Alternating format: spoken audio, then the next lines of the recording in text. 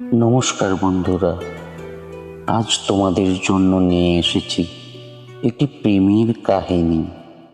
এই গল্পের নাম প্রেমের তাজমহলের সমাধি। এটি কোনো কাল্পনিক গল্প নয়, একেবারে বাস্তব প্রেমের কাহিনী। এই প্রেম কোনো মনুষ্য সমাজের প্রেমের কাহিনী নয়, এক আজব প্রেমের কাহিনী, যা মনুষ্য সমাজে প্রেমের কাহিনীকেও হার মানায়। আমরা পুরাণ গাথায় পড়েছি রাধাকৃষ্ণের আধ্যাত্মিক ও ভক্তিমূলক প্রেমের কাহিনী। আজও লোকমুখে ঘুরে বেড়ায় পল্লীকবি জসীমউদ্দিনের নকশিকাঁথার মাঠের সেই সাজুরূপায়ের প্রেমের কাহিনী। আমরা কেউ ভুলিনি লায়লা মজনুর প্রেম। প্রেমের সমাধিস্থল তাজমহল আমাদের আজও মনে করায় শাহজাহান মমতাজের প্রেম। ঐতিহাসিক পালাগুলোতে অভিনীত হয় সেই সেলিম আনারকলির হৃদয় বিদারক প্রেমের কাহিনী। বন্ধুরা, আজ তোমাদের শোনাবো আর এক প্রেমের কাহিনী। এ প্রেম মনুষ্য সমাজের প্রেম নয়, এ নাগ নাগিনীর প্রেম, যা সত্যিই হৃদয় বিদারক। মধ্যপ্রদেশের শিবপুরী জেলার একটি প্রত্যন্ত গ্রাম ছত্রী। এই গ্রামেরই এক কৃষক মনস্থির করেন আবাদি জমিতে তিনি কৃষিকাজ শুরু করবেন। জমির আগাছা পরিষ্কার করার জন্য তিনি একটি জেসিবি ভাড়া করে নিয়ে আসেন। কৃষকের নির্দেশ মতো জেসিবি চালক কৃষকের ওই জমি পরিষ্কার করছিলেন জেসিবি দিয়ে।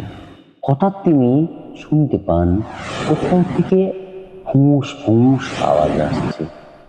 তখন জেসিবি চালক মেশিন বন্ধ করে দিয়ে চারপাশের জমির দিকে তাকিয়ে অনুসন্ধান করতে থাকেন কোথা থেকে ফুঁস ফুঁস আওয়াজ আসছে। হঠাৎ তিনি দেখতে পান জমির আলের পাশে এক গর্তের মুখে নাগ নাগিনী ফোনা তুলে ফুঁস ফুঁস করছে। তৎক্ষণাৎ জেসিবি চালক জেসিবি দিয়ে গর্ত থেকে নাগ নাগিনীকে বের করে বাইরে নিয়ে আসেন। দুর্ভাগ্যবশত জেসিবির ধাক্কায় নাগিনী নিহত হয় আর নাগ আহত হয়। কিন্তু তারপর জেসিবি চালক যা দেখেন তা সত্যি খুব হৃদয় বিদারক। আহত নাগ ভয়ে পালিয়ে না গিয়ে নিহত নাগিনীকে একবার প্রদক্ষিণ করে নিহত নাগিনীর পাশে ঘন্টার পর ঘন্টা বসে থাকে। সে নিহত নাগিনীর মৃতদেহ ছেড়ে যেতে রাজি হয়নি। জেসিবি চালক এই দৃশ্য দেখে মনে মনে খুব কষ্ট অনুভব করেন, খুব দুঃখ অনুভব করেন। তার কৃতকর্মের জন্য তিনি ভগবানকে ডেকে বলেন, হে ঈশ্বর, আমার কৃতকর্মের জন্য তুমি আমাকে ক্ষমা করে দিও। আমি জানি না এই নাগ নাগিনীর কতকালের প্রেম। এরা যদি আজকের শাহজাহান মমতাজ হতো, এরা যদি আজকের সেলিম আনারকলি হতো, এরা যদি আজকের লায়লা মজনু হতো, তবে প্রেমিকের বুক ফাটা কান্নায় হাহাকারে আর চোখের অশ্রুধারায় ভেসে যেত প্রেমিকার নিথুর দেহ। কিন্তু এরা যে নাগ নাগিনী, তাই শোনা যায় না এদের বুক ফাটা কান্না হাহাকার, আর দেখা যায় না চোখের অশ্রুধারা। শুধু মাঝে মাঝে শোনা যায় প্রেমিকের শোক আর বিরহের বহিঃপ্রকাশ, ফুঁস ফুঁস গর্জন। নাগ নামক প্রেমিকটি বোধহয় জানেন না তার নাগিনী মমতাজ আর কোনোদিন ফিরবে না তার ওই জমির আলের ধারে, গর্তের ভেতরে তৈরি বাসর ঘরে, তার ওই তাজমহলে। সে জানি না আজ তার আনারকলির সমাধি হয়ে গেছে, আর তা জানি না বলেই হয়তো প্রেমিক নাগ তার প্রেমিকা নাগিনীর নিথর দেহ আঁকলে বসে আছে। নাগ নাগিনীর এই দৃশ্য দেখার পর জেসিবি চালক মনে মনে খুব দুঃখ কষ্ট পান। তার চোখের কোণায় জল গড়িয়ে এলো। কিছুক্ষণের মধ্যে নিজেকে সামলেন। তিনি ঠিক করলেন আহত নাগকে ক্ষত সারিয়ে ভালো করে সুস্থ করে তুলতে হবে। তারপর তিনি গ্রামে গিয়ে কৃষককে খবর দেন।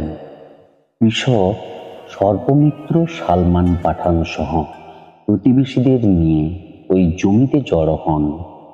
তারপর প্রতিবেশীরাও দেখেন সেই মহান প্রেমের কাহিনী। প্রেমিক নাগ প্রেমিকার পাশে বসে রয়েছে, আর সে কখনো কখনো নাগিনকে জাগানোর চেষ্টা করছে ফুঁস ফুঁস করে। এই যে মহান প্রেম, গ্রামবাসীরাও বুঝলেন, গ্রামবাসীরাও দেখলেন প্রকৃত প্রেম কখনো মরে না। True love never die. JCB চালক সর্পমিত্রকে বললেন, দাদা প্লিজ নাগকে সুস্থ করে তুলুন। এরপর সর্পমিত্র সালমান পাঠান প্রেমিক নাগকে বশীভূত করে একটা কৌটোতে ভরে নিয়ে বাড়ির উদ্দেশ্যে চললেন। কয়েকদিন সেবা শুশ্রূষার পরে নাগ সুস্থ হয়ে ওঠে। সালমান পাঠান তাকে একটা জঙ্গলে মুক্তির স্বাদ দেন। নাগটি ধীরে ধীরে জঙ্গলের ভেতর চলে গেল। জানি না এ আর কোনোদিন তার মমতাজকে ফিরে পাবে কিনা, জানি না তার আনারকলিকে ফিরে পাবে কিনা, জানি না সে আর কোনোদিন তাজমহল বানাবে কিনা, কিন্তু লোকমুখে তাদের প্রেমের কাহিনী অমর রয়ে গেল। True love never die, never die.